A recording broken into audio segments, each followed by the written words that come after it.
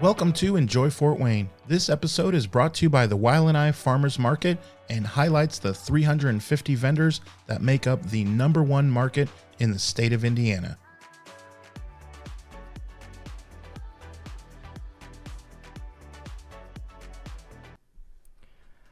I'm David Wall with Yan's Kitchen.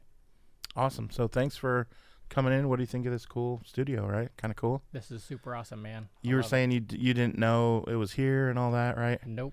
So as always, we are downtown at the library and the beautiful 95.7 WELT studios. It's a radio station as well, which you just learned, right? So you can tune into 95.7 and hear this as well. So let's get started. I kind of want to know your story. Are you from Fort Wayne? Yes. Yep. I was born and raised here. Okay. Yep. And did you always think when you were like 17, 18, getting ready to graduate high school, did you think, well, I'm going to work for myself and I'm going to create something and I'll just be an entrepreneur, right? Is that kind of the... Nope. No, not at all. Far from it. Okay, so walk me through that. What happened? Yeah, so I think maybe I should be speaking for myself, but I felt like I was like a typical high school kid. You know, I had really no aspirations. You know. Same. So. I was looking to be where the fun was. If the fun's over there, then I'm going there. If the fun's over there, well, I guess I'm going to be over there. Exactly. I don't know what to tell you. Exactly. Yep. Exactly. Sure. I think that maybe if that's just back in my day or what, I don't know what kids really do these days. But nope, no aspirations. Didn't think I was going to be an entrepreneur by any means. But after high school, when I graduated, I went straight into the military. So yeah, driving down the street, I saw this big sign. It had like 4 Marines on it, and I said, "That's cool." Maybe I'll do that. Went right into the recruiting office, sat down, watched a video. Next thing you know, I'm signed up. Wow. And your parents were for it? No, they were not for it. Okay. So you're like, I'm going to do it. Big surprise. Yeah. Yeah. So how long? So you were in the Marines? Yeah. Went Marines. So trained in San Diego. What a crappy city to do that in, right? Yeah. San Diego. Yeah, wow. I know. You know, terrible weather. You know, we're supposed to have fun on the beach and all that stuff. You know, that's how it was sold to me. Right. It was a little bit different. I've seen some of those training videos on YouTube. Did you have to like hold your breath underwater and do all that rigorous stuff? I think we did that like in like kind of like the YMCA setting. It wasn't in the ocean or anything like that. Sure. We had plenty of time on the beach, you know, doing our training and stuff, which is pretty tough. But yeah, you know, I mean, we had about 120 pounds of weight on our back and jumped in from the highest platform into a pool and rifle and everything and trying to swim across the pool. Wow. Yeah, it was fun. Okay, if that's fun, yeah. If you're into that. So how long were you in for? From 89 to 97. Yeah, that was the contract. So 6 years active reserve and 2 years inactive. Okay, so now you are in your late 20s when you're out, and now you're ready to be an entrepreneur? Nope. Okay. Nope. Farthest thing from my mind. I actually went to school. Graduated in electronics engineering technology from ITT when it used to be here. And my schools have a habit of not being around after so long. So I went to Paul Harding High School here in Fort Wayne. Yep. They're no longer there. Right. And then I went to ITT Technical Institute, graduated from there. They're no longer there. So I have no history of education at all. We just got to take your word for it, huh? And so basically, long story short, I met up with a buddy. Like I said, I really didn't have any aspirations, and he graduated and got a great job in Connecticut, and basically says, "Hey, I'll talk to my boss and we'll see if he can get you a job," because you know I was second in my class, so I wasn't that bad of a student. And then I got the job. So I spent several years traveling for a machine tool company, repairing machinery and stuff like that.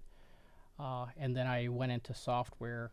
I went to school in Connecticut for a little bit for electrical engineering, learned some computer stuff, and then moved into the engineering department, did software from 2000 onwards. And so staying in that whole machine tool building era, doing software and stuff like that. Uh, so my work just kept getting harder and harder and more difficult and more difficult. Hmm. Uh, what what really inspired me to become an entrepreneur was my dad, because my dad used to work for Harvester when they were here. He was a foreman at the time, and then they moved out, and he didn't want to move with the company, although he was offered, you know, a position, but that would require the whole family moving, you know. Hmm. So he decided to stay, make a living here as a mechanic, and eventually he had his own repair shop. And so he retired from that, and now he's in Florida. So I kind of got that inspiration from my dad. So my dad could do it, I could do it. So I, you know, grew up around cars and so on and so forth, a lot of technical things. And but it wasn't until 2010 where a lot of things happened in my personal life, and I ended up resigning from the second company that I worked for, and that was in 2010. So, you know, it was a health thing. I resigned so that I could take care of my mental and physical wellness, basically. In 2010, that wasn't a thing. In 2010, I don't think people were doing that, saying things like their mental health. They do it now in 2023, but that's interesting that you did that in 2010, because I think it took more guts to do that in 2010 than it did now. Don't you think? Especially for me, I think, and my generation and what I've gone through, it's like, you know, hey, you don't quit. Well, yeah, you're a Marine. Yeah, Marines don't quit, you know. So the whole mentality of just quitting something just doesn't compute, you know. Right. It's not in your frame of mind, Yeah. I wouldn't think. Right. Right. Yeah, but there is a point where it's like you can feel it. You can feel some physical, like, tightening in the chest, and, you know, lethargy. You know, you're kind of lethargic and just tired all the time, and this and that. And I think there's a lot of things. I think what it was back then, I was clinically depressed but didn't know it. I think in a big way. Along with millions of people who go undiagnosed. Yeah, and I think that's a serious issue. Nobody knows that. Right. I think, like you said, more people are aware now about that. Sure. We've come a long way in 13 years, right? Right. But back then, I feel like we were 30 years behind, and it was only 13 years ago. You know what I mean? It's just the jump we've made, which is good, but I just find it interesting that you said that, and it wasn't like it was last year. It was 2010. Right. So, I mean, that's pretty cool to hear that you were able to. It takes guts to admit that, you know? So, okay, so it's 2010. You're now kind of trying to take care of you, and you did have some entrepreneurship in your family. Is that with your dad? Is that kind of where your mind went then? Right. So, I guess I kind of had this entrepreneur spirit long ago. I want to say when I was 20 years old, I actually was installing car stereos. Oh. And I used some of my dad's space in his shop to do that. And I think it lasted about 3 months. And then I left with like $5 in my pocket. And I think I learned at that point that if you put out some business cards out there and you said, you know, you did a service or whatever it was, that there's actually people that would come to you and pay for the service. Right. So wow, this is pretty cool. Yeah, it's pretty cool. Who are these people? At 20, like, that's kind of cool. But it was just a short-lived thing. Wasn't serious about it. Wasn't even thinking of it really as a business. we just kind of knew to be doing it. Sure. That's at the back of your mind though now. Fast forward to 2020, Right. 2010, right? Exactly. So, okay. So while I was traveling around in 2009, so I did a lot of travel. I mean, that's all I ever did was travel here and there. And uh, so my wife uh, needed something to do, you know, and our situation was a little bit different. She had come from China, and getting still acclimated to the American way and this, that, and the other. And I said, you know, she needs to be out talking to people and getting immersed into the American culture, right? So we decided to go to the Glenbrook Mall, and she had a small cart that she ran since 2009. I say July of 2009, and oh gosh, for quite a while. But it was in 2010 when I quit that I tried to look for a job, and I had kind of a unique skill set that really didn't fit a lot of things in the area, so it was hard for me to find a job. And I said, well, I need to work, and ended up working with her at the mall. And it's very, very interesting because it's all about uh, just doing it, just going out there and doing it, which I'm a doer, right?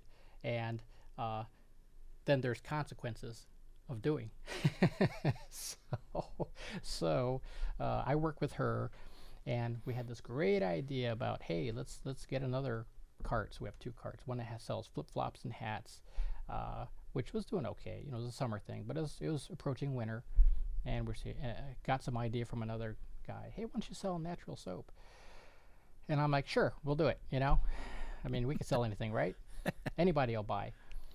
I spent 10 grand about on the design of the cart. Had someplace in town build something really nice and beautiful and fancy, and we had like the best looking cart that you could see in the mall there, and everybody just raved about it. But we didn't make any money on it. We were like close to $10,000 in the hole, you know. I'm trying to think. I'm trying to think if I'm sure, obviously, I have been to the Glenbrook Mall, surely. And I'm just trying to think if I can recall seeing one of the nicest, you know, if it was one of the nicest one. I just don't remember. You may have, because shortly after that, things started to change for us. And my wife, she of course was reaching out, meeting a lot of people, getting to know other entrepreneurs there and people. And she'd taken over a purse cart and ran that for about 4 years. And that was like the best thing in that whole mall. For some reason, people loved handbags and purses. I didn't get that, you know. Yeah, I wouldn't either. You know, I'm a guy, and I didn't get that. But it was the best-selling cart, and it actually pulled us out of our situation. We were able to pay off our debt from the soap cart, and then start to put money into other carts. So we're selling like hip hop jewelry, nail art, hats, handbags. So we had 4 carts at one time, up until about 2014. So at that point, I'm thinking, I like this entrepreneur stuff, you know? Yeah, pretty cool. It's a lot of hard work, but, you know, given our situation, and I'm not making any money and no income, we were able to really scrape by and put food on the table. And that's really kind of how it got started. It was really from a situation where I had resigned from my job for health reasons, you know.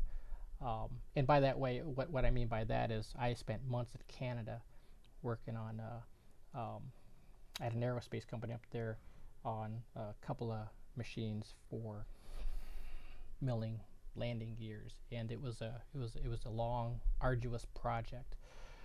Middle of winter, always gloomy and cold, but what really did it is that same year my mom was in hospital. There was a heart surgery that had gone wrong. She passed away at the end of 2009. My wife at that point had a brand new baby. Nobody was there to take care of her because my parents were having all kinds of, you know, health issues. And here I am stuck in Canada for months. And so there's a lot of things, like I said, in my Yeah. personal life that just kind of came crashing down. But yeah, you know, um, so this entrepreneur thing, this new thing, I started to like. It was a breath of fresh air. It was like something different, away from what I was doing before, and it felt good. I felt good about That's very important for your mental health for sure. it. It's Exactly. harder work in some areas, but then also more rewarding when you say in some other areas, which brings me to a question that I was thinking about then, like what would you say to someone who is thinking about becoming an entrepreneur? They may have this idea that they say, "Hey, I've learned a way to build this thing and I can do it, I can make multiple pretty easily and in order to sell them, is my thought." Okay, if someone comes to you and says that, what would be your advice to them? Well, that's what I would say is to that person is there who wants to buy it? Find your audience, right? Yeah, who's gonna buy it? You may like it because you think it's the coolest thing in the world, and you put all of your special knowledge into it that you have to building this super awesome thing, and you can multiply it a million times. But who's gonna buy it? And that's the reality of it. Is there a need for it, and will somebody buy it? And the best test is to, and here's what I say. Here's what I say as a test. Take those things. Uh, go t- go rent $25 for a 10 by 10 or a kiosk at the mall, whatever, and then go sit it on the cart or the table or whatever, and just stand there and watch people go by. And if they come over and they like it and buy it, then you got something. Test it out. Yeah. No, that makes sense. So then that brings me to a question about fast forwarding to today. In dealing with food, it is very easy for someone to be able to say, "Yeah, I like that," because you literally see them within 5 seconds of them purchasing it. They can bite the food and Right. say, "Oh my gosh, this is good," right? I mean, Right. so You'll get immediate feedback, yeah, you really do. Like, oh well, it's not for me. one way or the Oh, other. okay, yeah, yeah, and so is that? I mean, to your point, then, how did you get into the food? Fast forwarded to today. So, um, I think this is I think I want to say a common maybe mistake for somebody wanting to become an entrepreneur is that usually it's all about everybody's about themselves. You know, it's about me, me, me, me, and oh, I had this great idea, and and I think this is going to be a great business, and I think that's where it fails. That's the beginning of where things start to fail, because it's really about this time. Reflecting back, I had all of 2022 to reflect back on past businesses. So the retail part was just one phase of things, and we actually started an industrial services business and ran that for 10 years. Closed it down at the end of 2020, and then closed another one at the end of 2021. So um, we quickly learned a lot, um, and it takes several years because I'm stubborn, basically, and not that smart or educated. And if anybody's listening to this, I'd say the first thing it starts to get an education, for sure. Learn about accounting and finance and marketing and all those things if you're going to be an entrepreneur. Um, but what I think I really want to say is do your research. Do research. Learn how to use Google. Try to take any biases out that you have. Identify your biases so that you can make the most objective decision and do objective research as possible. And because there's a million things out there that you could do as an entrepreneur and be successful. But I think a lot of people start with themselves and say, I think I got this great idea, and then try to sell that, which is hard. Yeah.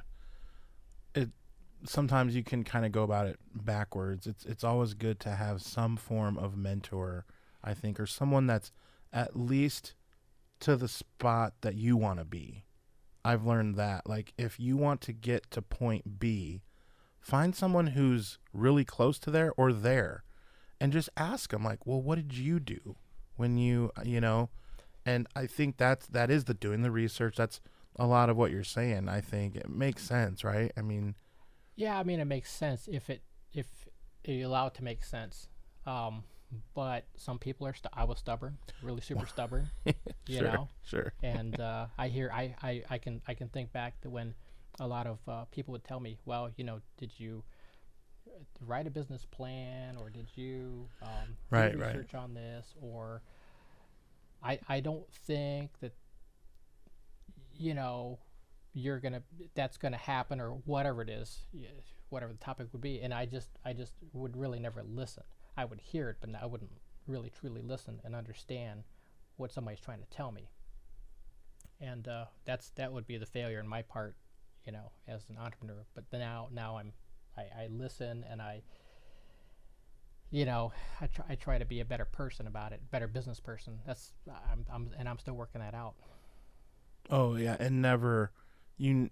It's something we always chase. Like there's never a point where oh we got it and now it's done. Now we're done. We're perfectly well rounded and it's done. I mean, Right. which is also part of the fun. So no, I get that. Let's talk a little bit about the farmers market where most people can find you now. Um, when did you first get into the market? How did you hear about it? Walk me through that story. So, um, as I mentioned, we'd done our research, and given the past 3 years with the pandemic, and analyzing where are people still putting their money, and especially in a town like Fort Wayne.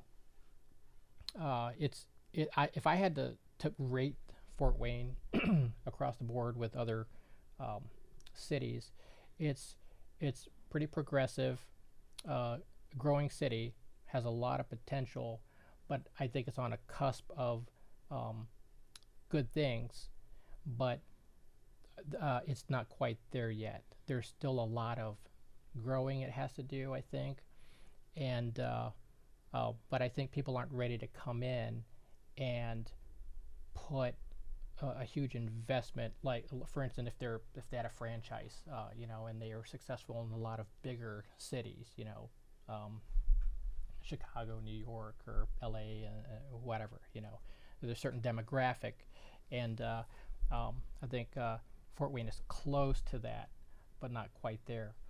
Um, so it just really have to take that in consideration, as far as um, the research. So we understand that part, and and then leading up to, okay, what do the Fort Wayne people like? Is what it's about. It's not about what I like. It's about what do the Fort Wayne people like. I've been here all my life, but do I really understand what the Fort Wayne people like? Well, I need to ask, or observe or something. So we um, once we identified what is we'd like to do and try, then we searched for markets, and that's where we came across the YLNI market. Um, and to be honest with you, I had no idea about YLNI. I think I've heard of the Fort Wayne Farmers Market, but Sure. I wasn't sure. We're coming at this brand new, and I think what really caught my attention is that I'm a doer, and I thrive on communication, and I can tell right away if there's you know somebody I'm talking to, kind of what their situation is within uh, a place or whatever. And Ashley, when I talked to Ashley, she was highly responsive, and I really have to hand it to her that I think. And now I understand, once I heard that she's been with YLNI for 14 years. I That see makes sense. why Well, she right. is as organized as she is, and um, I think she just has a good handle on things. She's highly responsive, and I know what it's like to be highly responsive and constantly communicating with. Um, oh, sorry about that. I thought I shut this thing off. I guess not. You're not under a rock. Oh my gosh. So I truly appreciate what she does in her efforts, but I feel like her efforts are the way it is because she's been doing it for 14 years, and Sure. it's just natural for her to go about and do this. Not her first rodeo. Great habits, great habits. Sure. So I enjoy that, and um,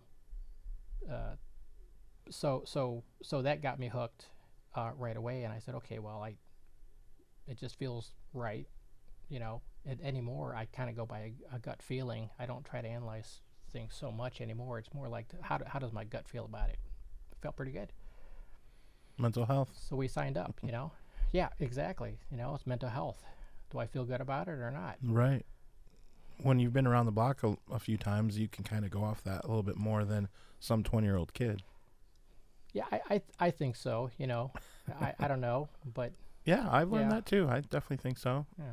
So now at the market, what all do you sell? And give us, and the links will be in the show notes. I'll have them to be able to click on and stuff. But walk us through where people can find you so they know how to, if you're not going to be at the market, let's say, and you announce it, or a Facebook page or something like that. Give us all the details so that we can follow. The link will be in the show notes for you to click on.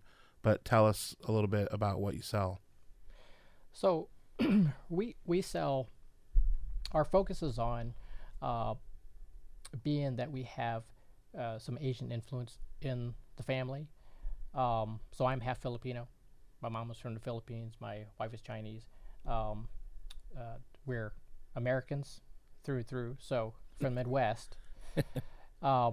And so we really are focusing more on kind of comfort foods and tasty comfort foods. Sure. So we have right now we have a breakfast burrito, and it's just scrambled eggs, ham, not ham, bacon, sausage, potatoes, cheddar cheese. We try to use as real as ingredients as possible, real butter. It just tastes better. And I think we try to give the best value we can. So if you buy one of these, they're just massive. They're just packed. So I've heard so many good comments, and that's what I love about doing this. That's why every Saturday I look forward to going, because I can't wait to hear the feedback. And I always have my daughter stand and say, "Okay, you got to listen for the feedback. Yeah. What are they saying? And they're saying all kinds of good things. Like it's the bomb. Or I tried to resist, but I couldn't resist anymore. So let me buy one now. I'll buy one now. Yeah.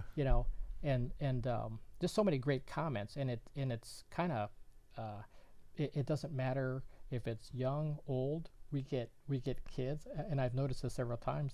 The mother will say, "Well, before you can have anything sweet, you need to eat some real food." So, the kid's looking through the window, and the mother's like, "Do you want to look somewhere else?" "No, I want a burrito." And so we've had a lot of older folks too, 60s, 70s coming, and I don't know if I should say it, but he worked for the city of Fort Wayne, and I thought he had a familiar face, and we talked a bit, but he'd bought a burrito for him and his wife. They split it in half. He came back again and bought another because it wasn't enough. Mind you, this guy is pretty tall. He's pretty big, so I can kind of see why. But, the feedback's great. I think we're offering a lot for the value, and I haven't heard anybody, spit it out or. All right. No, I've had it. And it is wonderful. It is packed with everything. And it's the exact ingredients that I would want. It's awesome. So no, I love it. Thanks. So I'm excited for the summer market, being outside and having a breakfast burrito. Let me ask you about Fort Wayne. Now, this is a question that we do on this show that I never really say up front, because I don't actually want to have you think about it necessarily for a long period of time. I want it to be more top of mind, what would come to your head right away. And it's always okay if you take a second and kind of like, oh, well, that's okay. So I'm going to lay this question on you. If you were to have a sign that was rented out for you, you didn't have to pay for it or anything, but it was so big, the sign was so big that everyone in the Fort Wayne area could read it when they look up. So it's that big. And the mayor came to you and said, we would like you to put the message on there for our city. No cost to you, none of that. What would you want the city of Fort Wayne, surrounding areas, to look up and see? What would you want it to say? That's a good question. The first thing that comes to mind is kind of the way we operate. It's like you get the best value, for your dollar. There's everything here. My dad said this a long time ago. He says, you have everything here. Why would you want to go anywhere else? And that just sticks in my head, and it's true. And that's kind of where I say Fort Wayne is like right on that cusp. It has everything. It's like it has everything. And I don't know if I've heard other things where it's kind of a test bed for other products and whatnot, but for the value, the cost of living, yeah, you can get a lot. You can really stretch your dollar here. Sports teams, restaurants, farmers markets, things to do, and the value at the right price. Right. I totally agree. I think you can have a lot of fun. You could there's a lot of things to do, and it's getting, there's more and more of that happening. I think the city, whoever is running the city, they have their mind set on developing Fort Wayne just to have more stuff and do more things, and at good value.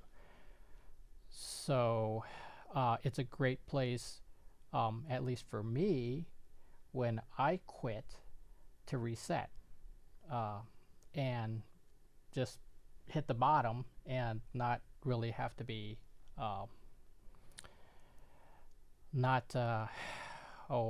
don't know, how would you say it? I struggled, but it wasn't bad. Still be able to live and eat and not really lose my home. So I think there's a lot of benefit here in Fort Wayne as a city. I like what you said. Well, I like what your father said. That makes a really good sign, I think. We have everything here. Why would you want to go anywhere else? Right. I think that's the sign. That's pretty solid. So I maybe I should be talking to him. I like what he said. That is really perfect. And I think it would invoke a bit of a chuckle and a bit of a like, well, yeah, you have a point. Right. Like a little bit Right. of like, you would kind of laugh, but you would kind of be like, well, it's not That's wrong. a good point. Yeah, like, well, now that you've mentioned that sign, man, I guess that makes sense. Right. I do love that. Well, thanks for being here and telling us a little bit about your story, and I will see you with a mouthful of egg and potato and No, thank you for burrito. having me here. No, this is great. I really like what you got going on here. Pretty cool. Well, thanks, and we will see you next time. This podcast is brought to you by Coraggio Media. The show is edited by me and sponsored by the Weil and I Farmers Market. Follow them on Facebook and Instagram for all the latest updates. We will see you next week, where we will be sure to show you how you can enjoy Fort Wayne.